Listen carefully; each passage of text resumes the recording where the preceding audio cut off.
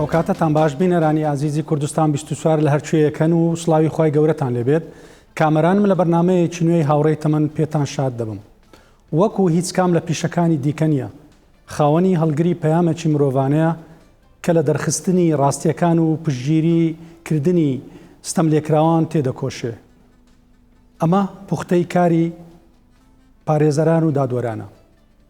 خۆشحاڵم ئەم شەو بە میوانداریکردنی کۆمەڵە یاساناسێک لە دادوەران و پارێزەران ئەوانی سەرتاپای جیاوازی ئەرک و کارەکانیان بەڵام هاوڕێی تەمەنی یەکترن. بە خێرهاتنی میوانەکانم دەکەم دادوەر هیوا دزەیی، دادوەر بەشدار مەجید، پارێزەر ئەیاد کاکەی، پارێزەر سەرۆک بەخێر بن. بەخێر بن. سەرۆک بەتەنیتەوە تۆ ناسراوە زۆر کاک حاکم لە لای بەڕێستەوە دەست پێ دەکەم. لەلای سەرۆک مفتیە من دەیناسم و معروفە بەڵێ بەڵێ بەڵێ کاک حاکم لە لای بەڕێستەوە دەست پێ دەکەم. چۆن بوو خوێندنی یاسا و ئەو بوارەت هەڵبژارد لە سەرەتا؟ والله ئەمن سەرەتا لە عدادەی ئەربیل دەبخیند تقریبا ئەمە شعبێک شعبە بووین لەوێندەش شعبەی ئەدەبی لەوێندەر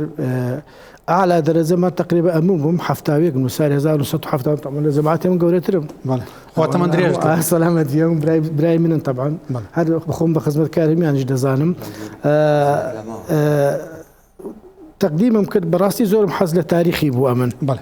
بەس دوای لە پڕکردنەوەکەی قانون یەکەم زارنووسی و قانونیش دەرچوو سەلاحەدین بەغدا ئوستاز 1970 من خەریجی 1970 بەڵێ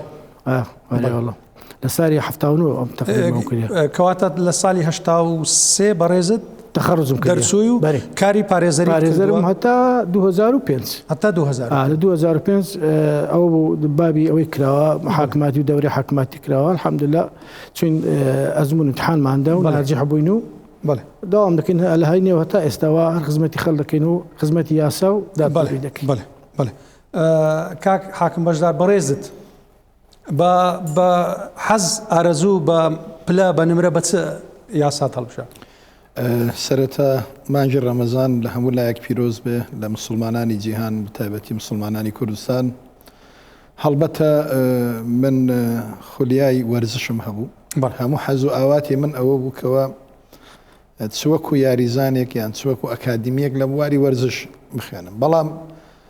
بەدبەختیەکەی من ناوم بەشدارە و خەڵکی کەرکووکم و کابرایەکی بێلایەن و کورتپەروەر بووینە لە بنەماڵەیەش کورتپەروەر. ئەمانە هەمووی ڕێگر بوو بۆ ئەوی من لە پەروەردەی وەرزشی وەربگیرم. بۆیە نە لە بەغدا و نە لە کوردستان شانسی ئەوم پێ نەدرا لە بواری وەرزش بخێنم. بەڵام خولیای یاسام هەبوو. هەر لە گچکەی ئەو پیانەوتم تۆ بۆ پارێزەری باشی مەسەڵەن کە قسەمانە کرد گفتوگۆمانە کرد ئەوە بوو دەرفەتم بۆ ڕێکەوت لە کۆلێژی یاسا وەرگیرام.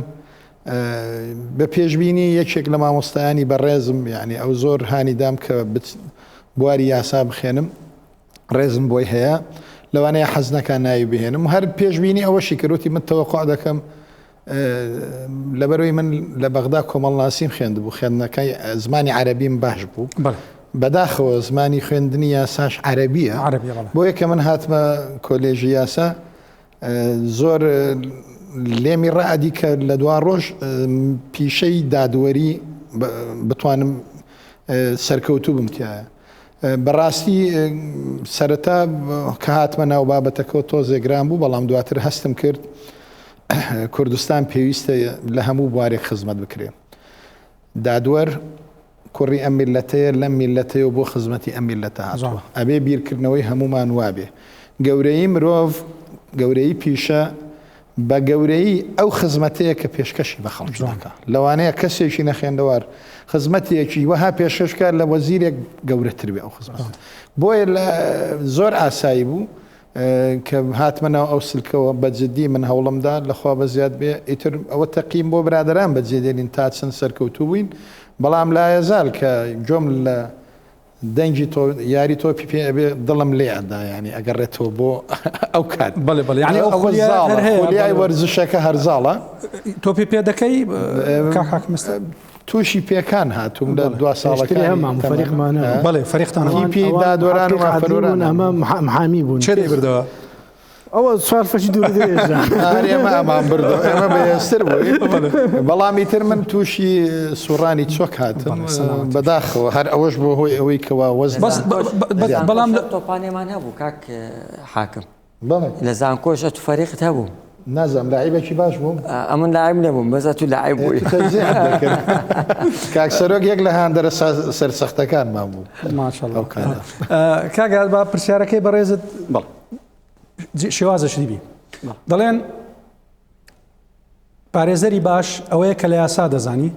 بەڵام لەویش باشتر ئەوی حاکمی دەناسی ڕاچی بۆی خۆی ئەوە لەسەر هەموو شتێک تەطبیق ناوی کاکەوەران ئێمە دەڵێن پارێزەری باش و سەرکەوتو ئەوەیە لە دۆسیەکە خۆی ماندوو بکە و بە شێوەیەکی یاسایی بە شێوەیەکی زۆر ڕێکوپێک ئەو تێنووسەی خۆی پێشکەشی بە دادگا بکە چونکە ئەوەی کە دەڵێ دادوەر بناسی خۆ ڕەنگە زۆر جار ئەو دادوەرەی کە عیلاقی هەیە لەگەڵ ئەو پارێزەرە ڕەنگە بە شێوەیە بە بڕیارێک بگوازرێتەوە بۆ شوێنێکی تر و من لەگەڵ ئەوە نیم لەگەڵ ئەوەمە پارێزەری سەرکەوتو ئەوانن کە خۆیان ماندوو بکەن لە کێسەکان دڵسۆز هەر بەشی یەکەم بە ئەمانەتەوە چونکە لە کۆتایی کاک کامەران پیشەی پارێزەر و دکتۆر ئەو دووەیان بەڕاستی یعنی چون دڵێ ئامانەتێکی زۆر گەورەیە لە ئەستۆی هەردوو لایەن چونکە بوونی بریکارنامە کە دەدێتە پارێزەر هەموو متمانەیەکی ئەو کەسە بەو بەرامبەرەی خۆتی بۆیە پێویستە بە شێوەیەکی زۆر زۆر یاسایانە تەعامل بکە من هەردوو برای بەڕێزم کە جێگەی شانازین بۆ ئێمە ئەندامانی داواکاری گشتی بەگشتی و بە تایبەتی هەردوو برای بەڕێزم کە لێرەنە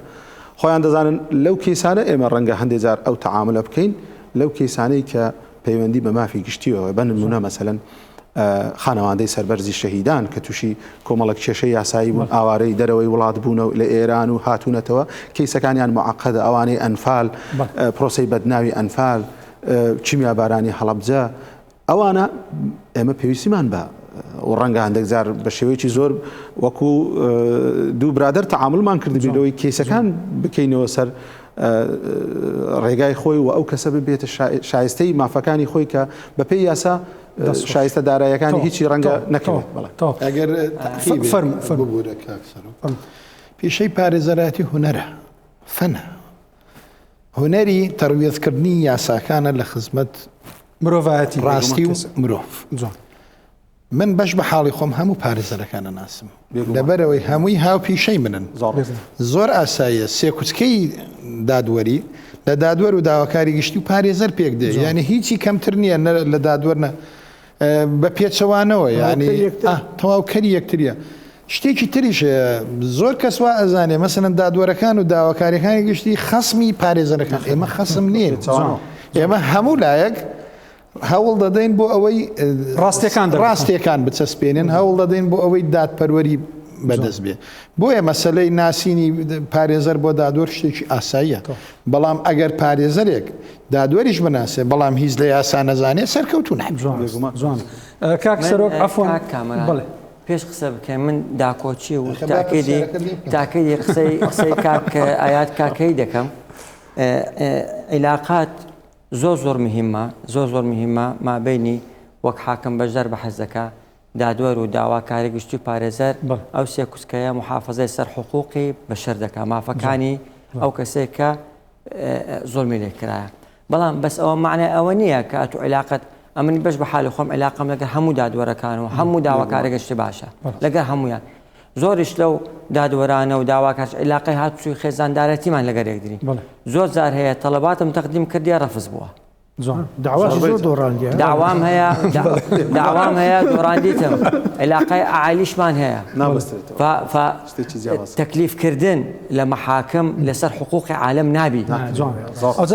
احتیمالە ئەمن مەسەن داواکەمەیە تەعزیز لەبی لێ بۆ دە ڕۆژێکی دیکە بڵێم کاکە لە بۆم بکە هەفتێک ئەوە احتیمالە مەسەلەن ئەو تەکلیفە بکرێ بەس تەکلیف ناکرێت لەسەر حەقی یەکە چیکە مافیەکە چکە مافیەکە چکە بخورێ فەئەبەد زۆر غەڵەتە تەکلیفکردنی حاکم لە بۆ قەزیە لەوەش غەڵەتترین ئەم زۆر برادەرمەیە کێس لە بۆم هاتیە گوتیان عیلاقەی تو لەگەر حاکم بەشدار زۆر باشە حەزمان لێ ئەو کێسە تو بگری گوتم کاکە عیلاقەم باش نییە ئاگای لێن ئەوەی کەم زارە بەحەسکە چۆن باس نییە ئەدی بەیەکەوە بوونە لە زانکۆ لە ئەوە گوتم ها بەیەکەوە بووینە بەس ئێستا عیلاقەمان ئەو پەیوەندیە وەکو زاران نەمایە ئەلێرە دەری دەبڕم بەحس دەکەم ئێستاەوە کۆنە ئەوە فەوە ئێستا داهری دەکەم و پێشم نەوتووە باسیشم نەکردیە لۆ نەخۆم تووشی ئەوەی حرازەی کردیە نەجەنابی کاک حاکشم تووشی حراز کردیە مال عەلەم زۆر جاریش بە سارە بەیەکەوە زۆر هاتوومان کردووە بە هەندێک شتەیە حقوقی عالەمێ زۆر لەوەی گەورەترە ئەوە مقدساتی مەحامیە مقدساتی دادوەریە فناتوانی ئەو شتە تەخدێ بەڵام وەکو داکۆچی لەسەر قسەی کاکەیات کاکەی زیرەکاتی مەحامی و هەڵسوکەوتی مەحامی تێنووسی مەحامی لە بۆچوونی مەحامی فەنیاتی مەحامی معادلەیە ڕیاضیاتە فەنە ئەو ئێستا وازنە لەگەر کاک حاکمی لە کولی بووین یا دەورێکی خۆشم بۆ بێ والله یەک داوە زۆرە بەس کامەی بەحەس دەکرێ و کامەی بەحەس ناکرێت ئەگەر ڕخسەت بێ من دانەیەکە جەرمەن بە پۆلی یەک بووین لە ساڵی 92 ئیتر قوتابیەکان خوێندکارەکان نەزانین بڵێن تەڵەبەکان فێرخوازەکان هەوڵیان دەدا عەرەبی بوو ئەو هەر کەس نمرەیەکی بەرز بەدەست بێنێ مێژووی یاسامان هەبوو تاریخ القانون تاریخ القانون مامۆستاکە ئەگەر ماوە لە ژیان یادی مامۆستامزە مەحامیمە کوڕەکەی مامۆستام هاتە ژوورەوە بە عەرەبی وتی ئێستاش بابەتەکەی ئەمڕۆ یەکی لە قوتابی هەرە زیرەکەکان پێشکەشی دەکات کاک سەرۆک فەتاح موفتی هەڵسا سەرۆک بە عەرەبیەکی باش ڕەوان محازەرەکەی دایەوە ئیتر ئەوانەی کە منافەسەی یەکەم و دووەمیان نەکرد زۆر ترسان وتیان کەسێکمان لێ پێیا بوو لە پڕە لەوانەیە ڕکابەرمان بێ کاک حاکم تاوی مەکە دەبی تەواوی لە نیوەی ساڵ نەتیجەمان وەرگرتەوە دەرەجەی لە هەمومان کەمتر بوو هەر دەرسا وتمان ئەوە چی بوو کوڕەوەتی بابە خۆی مامۆستا باشە سەبەب چ بوو کاک سەرۆگەت و دەرەجە لە هەمووان کەمتر بووە بە گەرمیش دەست پێ کرد خۆی دەزانیت ناوێرێ باسی کە بە عەرەبی دەلێ کول الحەجی مەین حەج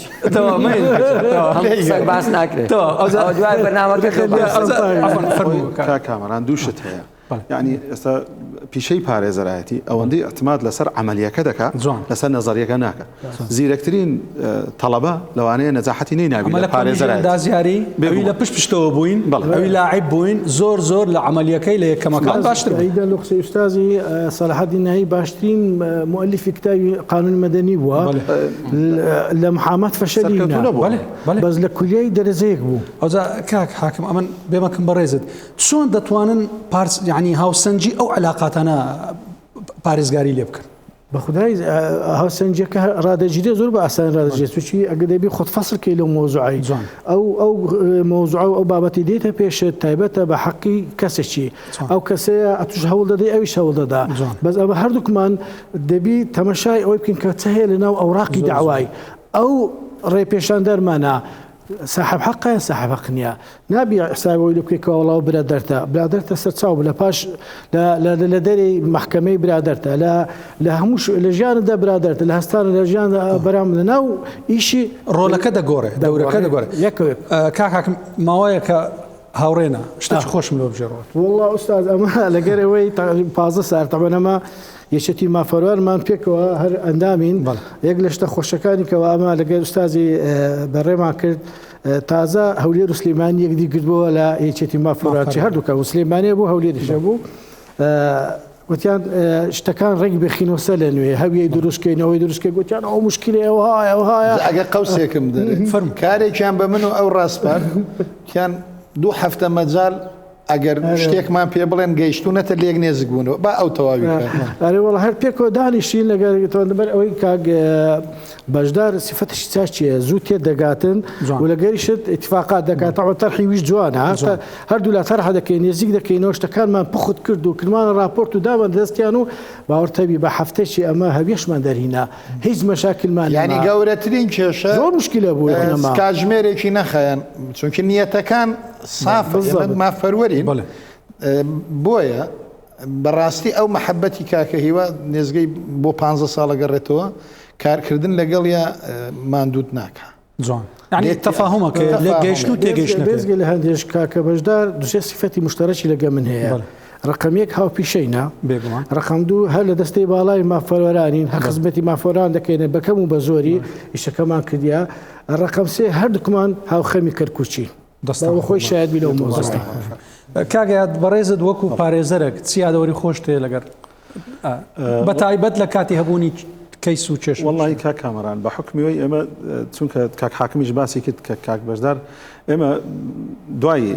پرۆسەی چیمیاباران هەڵەبجە کەرکوچی تۆزە ئەوە کرد بەڵام پێشتر هەموو کورد ینی معاناتی ئێمە هەمووی کەرکوک بوو کە یەک دەگۆ کەرکوچیم ئێمە بە هەموو خۆی پێناسەی خۆی دەکرد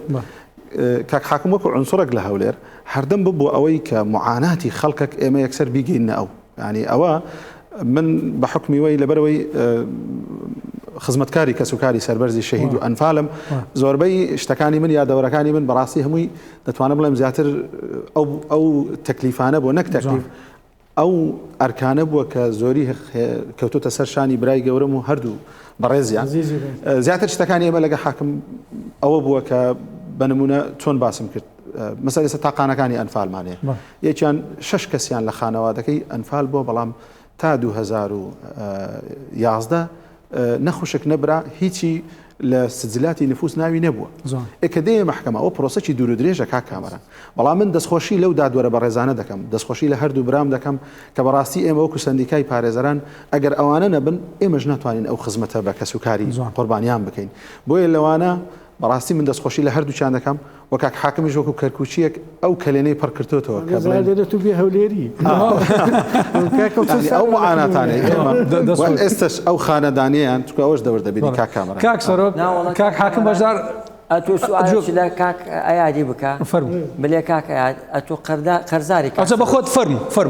بەخۆت بڵێ ناوەڵ ئەتۆ پێ بڵێ ئەمە فێر بڵێ عن طریقی دادگاوە سوال دەپرسین ئەتۆ پارێزەری پێویست بە پارێزەرەکەی ئەو خۆشە نانە ئەو پرسیارە وەکو دادگا زەحمە نەبێ قەرزاری هەت هەدیدی پێ برا ئەوە طبعاً برای بەڕێزمان پارێزگاری هەولێر کاگومێت گوتبووی کاکە یاخوا هەموو هەولێر کچەکەی یەکەم باە کاکسەرۆ کچەکەی یەکەم ئەویش تووشی ئەو مشکلەی من بوو بە هەماشێ طبعاً برازامان تەمەند درێژبی سەرکەوتوبی پارساڵ یەکەم بوو لەسەر ئاستی کوردستان ئەوە جێگەی جێگەی ڕێزە و جێگەی شانازێل و هەمومان جا ئێمەش بەش بە حاڵی خۆمان ئەو حاڵەتانە کە هەیە کاک کامەران هەم بۆ برازامان هەم بۆ خانەوادەی بەڕێزیان ئێمە سوپاس و پێزانینێکمان ئامادە کرد بۆ بەڕێزیان گوتی من لێرە وەرناگرم ببێنە ماڵێ نا خۆی اختراحی تۆ بۆ دێنە ماڵێ کۆمەڵک برادری زۆر خۆشەویستی هەیە تەمان خۆشەویستی هەمومانە بە پارێزەران بە دادوەران کاکسەرۆک هەر مەحبوبە گوتیان کاکە بە جەماعی دەڕۆین ئیتر وەی لات یەک نەخۆشکرد یەک سەفەری تورکیای کرد ئەتر شتەکە نەگونجا کاک سەرۆکیش هەموو ڕۆژێک ناڵێ بەیانی باش دەڵێت و هەر قەرزاری وەنیان قەرزەکە هاتە بەرنامە کاک سەرۆک کاک حاکم نوکتە شتێکی توی باس کرد تۆش حەزم لێ شتێکی باس کرد کاک حاکم بەشداری کاک حاکم یادەوەریەکم هەیە لە کۆلێژ بووم بەیەکەوە بەڵێ ڕسمەکە فەرمو ئەی وەچی ئەوەکەی دەرچوو مزاهرەکە وەچی لە ئیساعی بەشەردا زەمان ئەم گوتم تەحتێسە نەگریامە مامە مرد نەگریام ئەتو ڕسمەکەمان لۆ بجێرەوە بە سەبر ئەویت کە کاک حاکم دەجێرتەوە ئەویت کە کاک حاکم دەجێریت ئەوە لە زانکۆ بووین دڵماخۆشەوە هەموو گەنجین و لەسەر تەخروج دەکەین و لە کۆلێجی یاساینەوەوانە ئەو کات کامیرای دیجیتاڵی ئەو وەختە مۆبایل نەبوو ئەو شتانە نەبوو ینی کامیرای دیجیتال هەبوو کامێرەش یان 24 فیلمی دەخوار یا 12 فیلمی دەخوار یا 36 بوو ئەوە 36 بوو ئەوە وەڵامیش گوتم کامێرەم پێەیە کۆبوونەوە بە ڕسمی جەماعی بگرین وەڵا هەموو کۆبوونەوە و کوڕان و کوسان و ئەوانە ئەم جستم بە ڕسم گرتنی گرت سرکە سرچی کامێرە 300 ڕسمی گرت ئەو فلیمە هەر فلاشەکەی هەبوو هەر فلاش ئیش دەکا و ڕسمی دەگرن ئەوانش گوتیان باشە ئەوە زۆر 36 فلیمە ئەوە نە فلیمی دەگۆڕی ئەوە دەکا ئەوە بووە 50 فلیم کامیرەمان لێ وەرگرت کامیرەمان لێ وەرگر فلیمیتیان دەتزانی ئەوە 36 ڕسمەکەی تەواو کردبوو فلیمەکەی هەڵکردبووە کامیرەیەکی باشی هەبوو بەڕاستی ئەو کات قوتابیەکان دەرامەتیان باش نەبوو کاک سەرۆک کوڕە شێخ بوو کامێرەیەکی هەنابووتی ڕسمیش هەمووی عیدی من هەر بگرە هەر بگرە خلاص نابی برادێک گوتی کورە بەشدار سەیری ئەو کامیرێ بکەیت کا زەحمەت نەبێ پێمانە ڕاوەستە ڕسم تەگنی کردمانەوە فلیمیتیانە بوو ئەنجا ناڵێن چیمان لی کرد ئەوجا خۆشیەکە لێرە دوای ڕسمگرتن هەموو گوتمە جەراوەستن گرانیە و پارە نییە گوتم سەر و 5 دیناری بدەن ئەو وەختی 5 دیناری فلیمی بشۆمەوە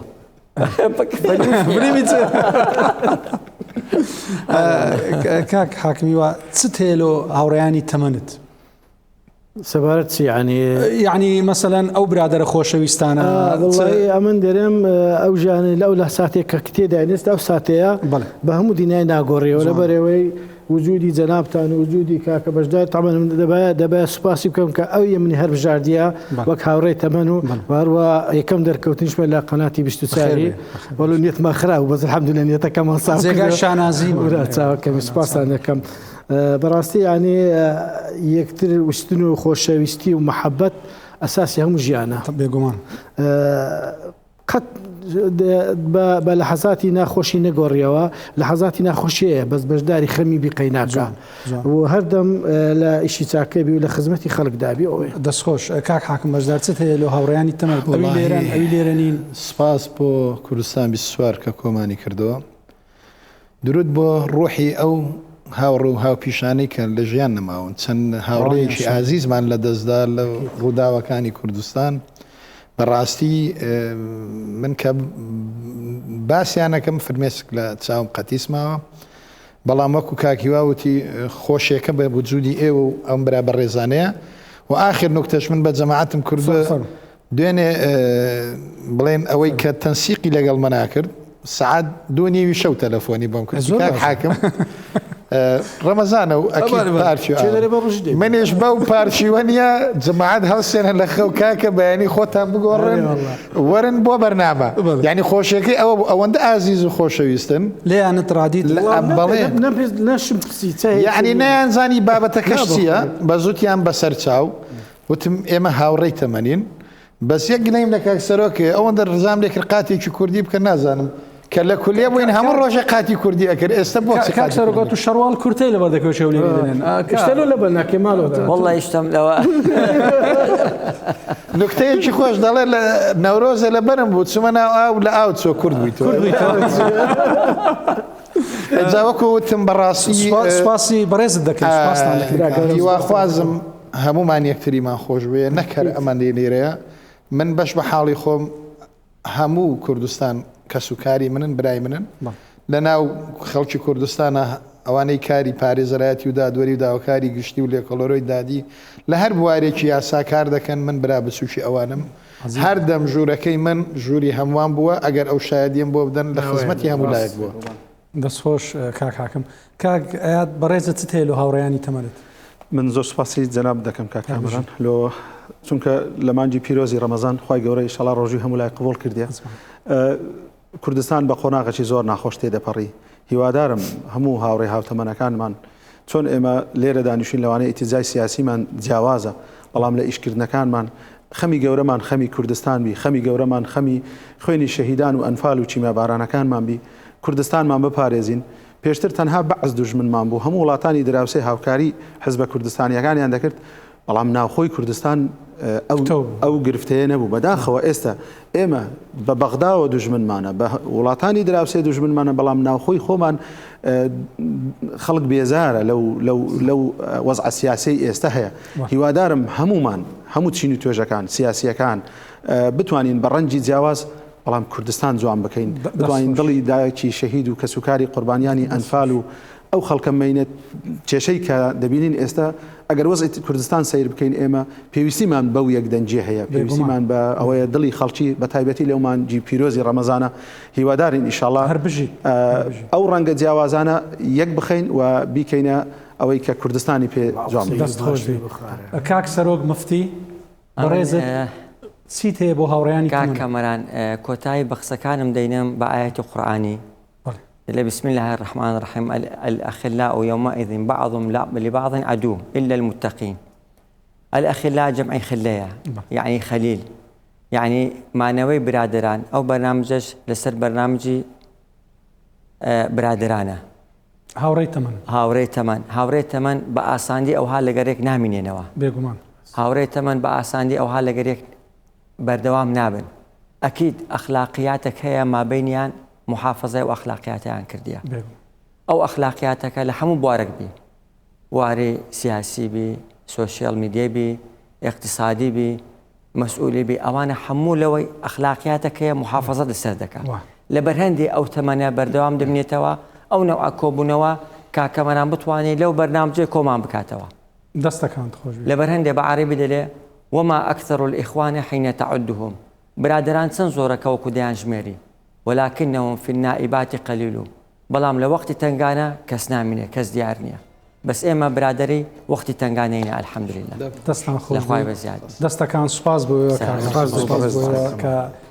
تەشریفتان هێنا و هاتن ئینشاءالله قەردەکەشت دەدەنەوە کاک وڵای ئەمن ئینسارە و قسم نانا قەردەکە بە بەرجرە کوردێکە سوپاس بۆش بینەرانی عزیز کە لەگەڵمان بوون هەر شاد بن